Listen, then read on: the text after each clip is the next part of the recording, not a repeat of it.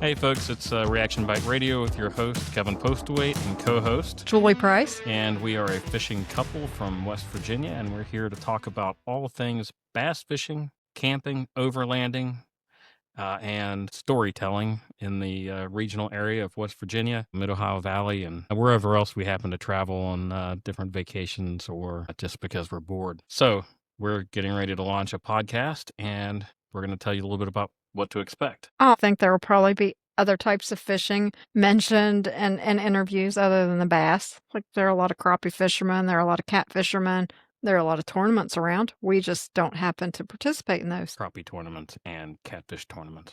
That's what I said. Okay. Well, you said there's other tournaments. Mm-hmm. You're going to tune in just listen to us fight. That's right. We're gonna argue. We bring your living room home to you. It's gonna be just like being on the boat with us. And tune out. You're gonna be listening, going, "Oh Lord, thank God I'm not the only one." Yeah, when my wife wants to get a point across, she just makes up a fake Southern voice. She just did.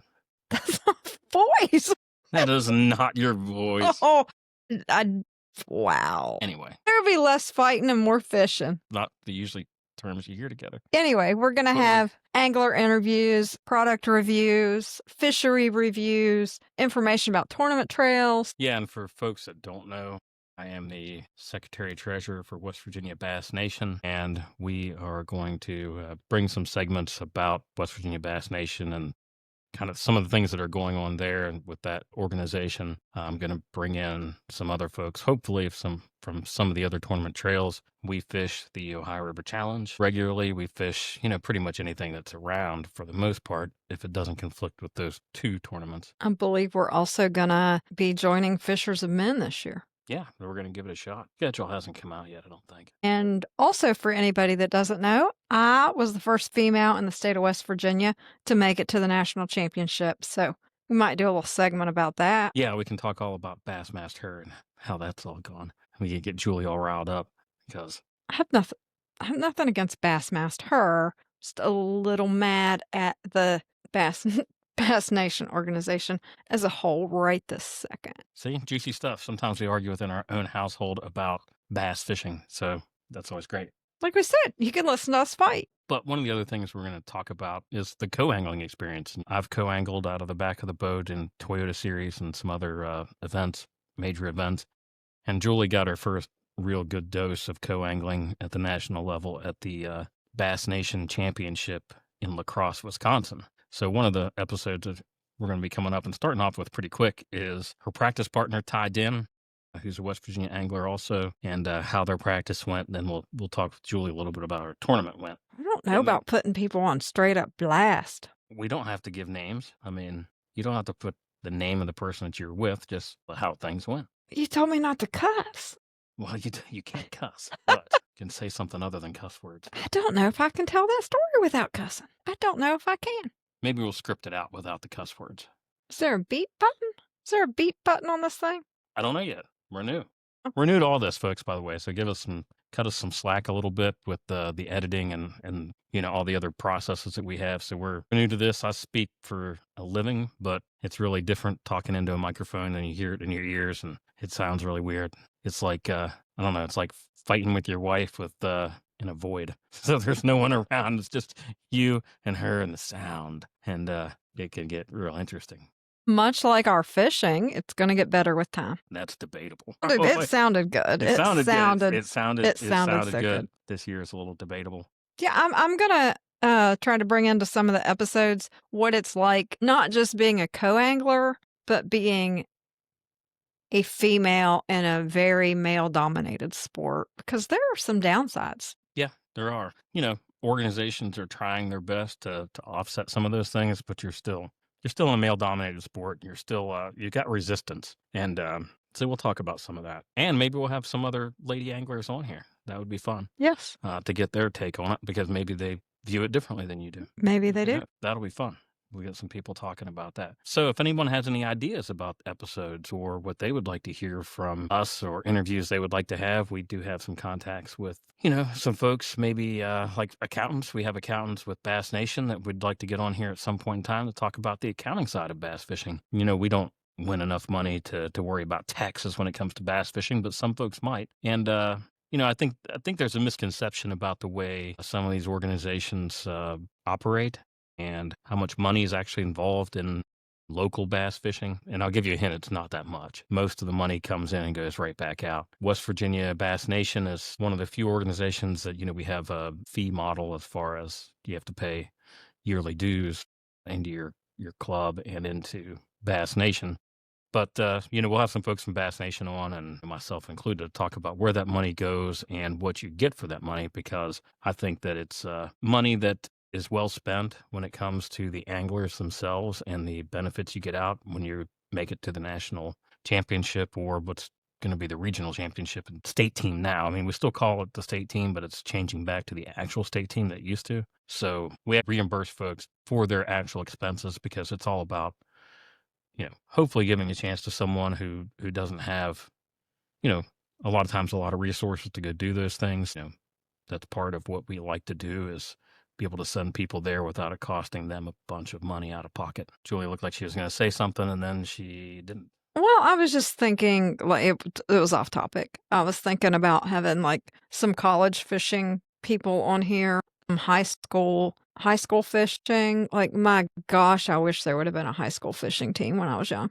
Yeah, well, if there'd have been a college fishing team, I'd probably still be in college. Well, I've wondered, like, can I go shout back out and to take like one class? West Virginia. I don't think so. I don't think that's the way it works. But yeah, there's scholarships now for a lot of schools, and a lot of small schools down south are full ride scholarships for bass fishing, which is never something that was done before. And then there's a stepping stone, from the college ranks either up to the professional ranks now, or to jobs in the industry. And that was something that we really didn't have offered 30 years ago whenever I was coming up through. Hopefully, we can get some of those folks on there, and I think we can talk about it. We're going to try to get some sponsors to talk about what it means to sponsor bass fishing organization, what benefits they get from it. Why do they sponsor? Hopefully we can get some insight there as to far as, the benefits of bass fishing to local communities.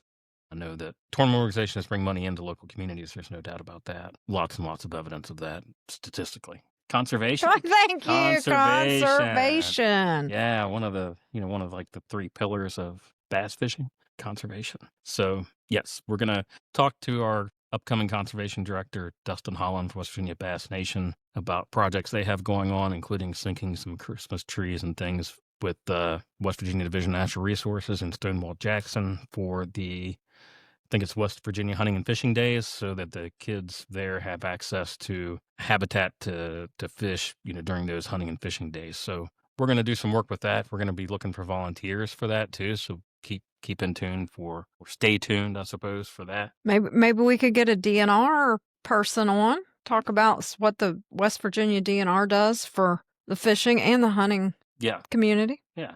And this isn't definitely not going to end up being a hunting show, because it's going to be a fishing show, camping show, overlanding show, not so much hunting show. Now, listen, overlanding. Listen, guys. Okay, here it is.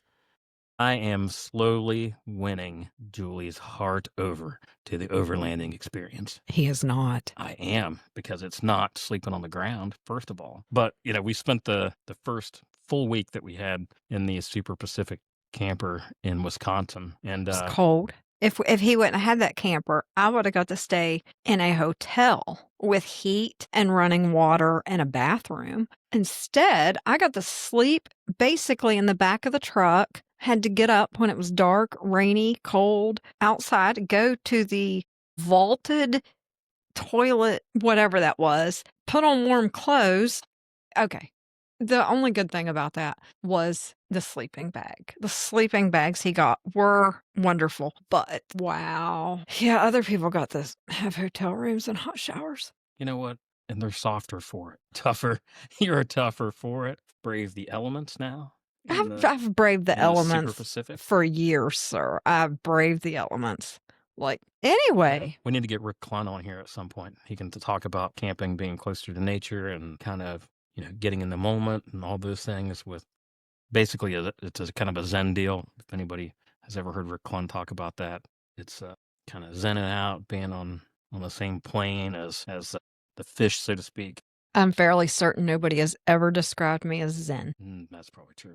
See, That's why you need more zen, more sleeping out in the weather, more zen. And you have to admit, it was pretty nice sleeping in the weather because you breathe better.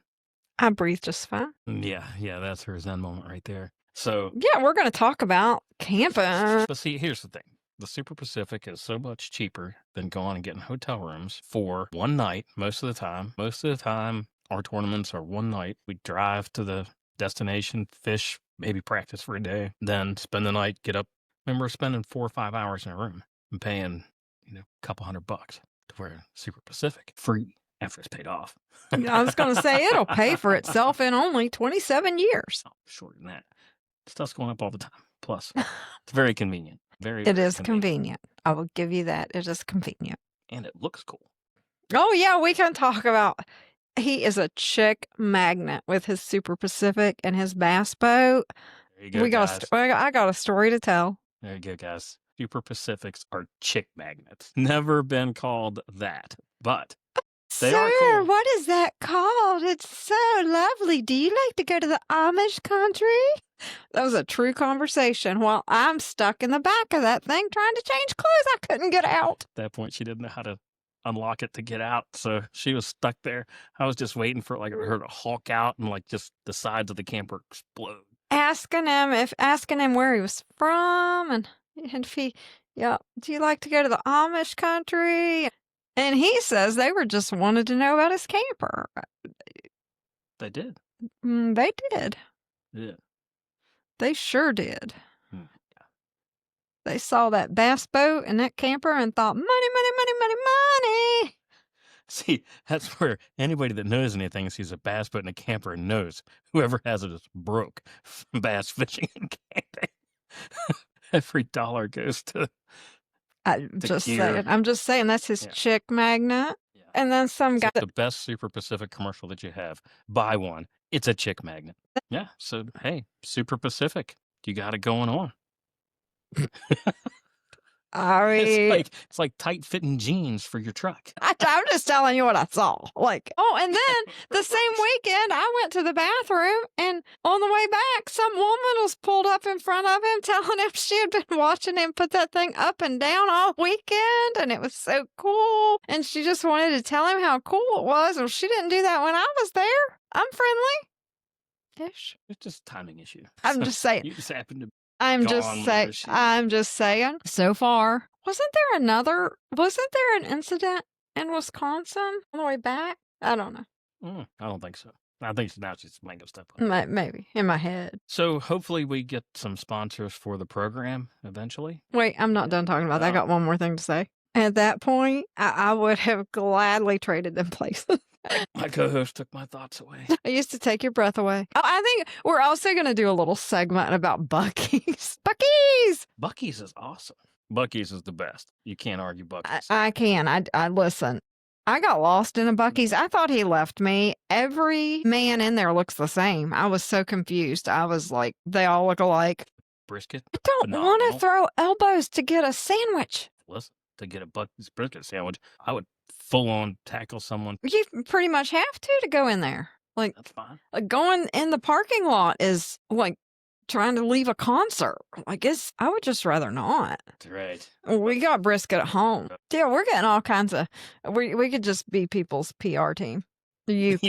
I was gonna say what you I hate everything. Super Pacific. She's like a pro hater.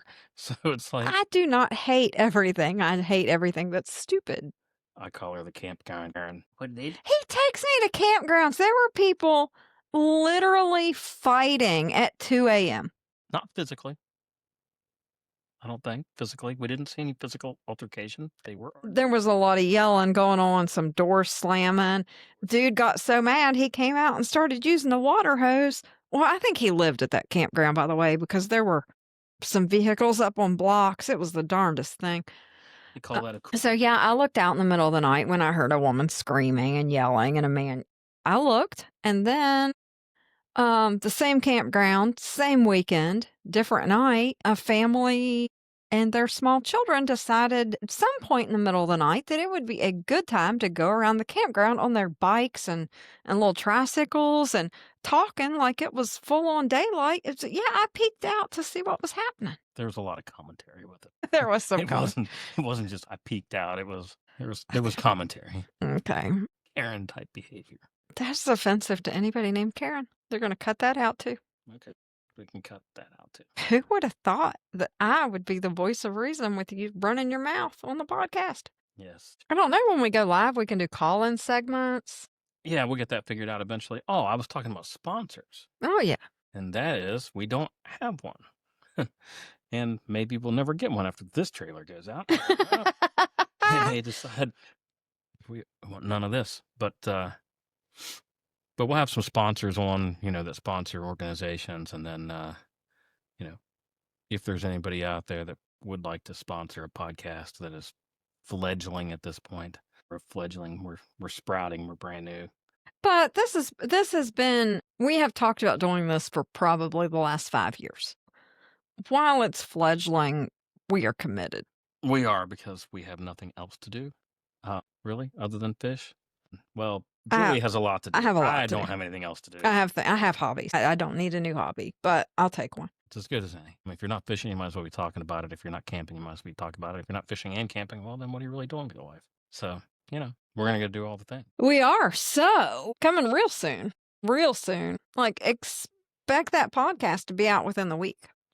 Yeah, our first podcast within the week. Then we're going to be weekly after that. We haven't picked a day yet. I want to come looking for us, probably. We will by the time we get this out. We will by the time we get this out. Weekly on Mondays. Weekly on Tuesdays. Weekly on Wednesday nights. Weekly on Thursdays. See, I was thinking more like weekly on Sunday evening, whenever after the tournaments are over, and maybe we can get some interviews with folks. I was just naming all the days of the week so you could cut it out when we picked one. Well, it's not going to be on Thursdays because you have auctions on Thursdays, tournaments and such. Probably not Saturdays. So we're not going to record it the day it goes live. No, but we might do live segments, and I always want them to be. All right. So it's very likely going to be Sunday evening. I'm thinking Monday evenings, because if we interview people on Sundays and stuff, well, we're not going to be able to edit videos the same day probably that we do them. Unless we do them live. But those may be bonuses. Maybe we'll have live bonus material. Ooh. Here's a thought. Bonus material. Bonus. Yeah.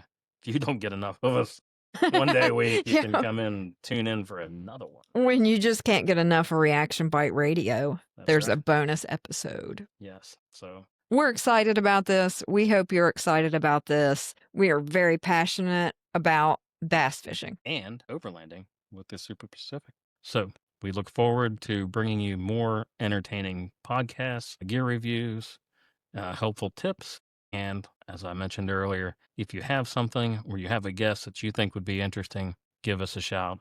I'll put some links in the description of this on how to reach us. We look forward to you all tuning in, and we look forward to interacting with you. We'll have some live chats at some point. We'll do some live television, as Julie mentioned, some live call-ins, and we just want to make it fun and entertaining as we can. And we look forward to hearing from all of you, and we look forward to discussing everything. And Julie's raising her hand like she's a child in class now. So fun, educational, and informative. Is that what you said? Entertaining. You said fun, entertaining. What'd you say? That was a long time ago. It was and informative. It's what we need. Informative. We're going to inform you. So stay tuned, and we'll inform you when the episode drops. Thanks, everyone, and we look forward to hearing from you. We look forward to you hearing from us soon also, as well. Bye.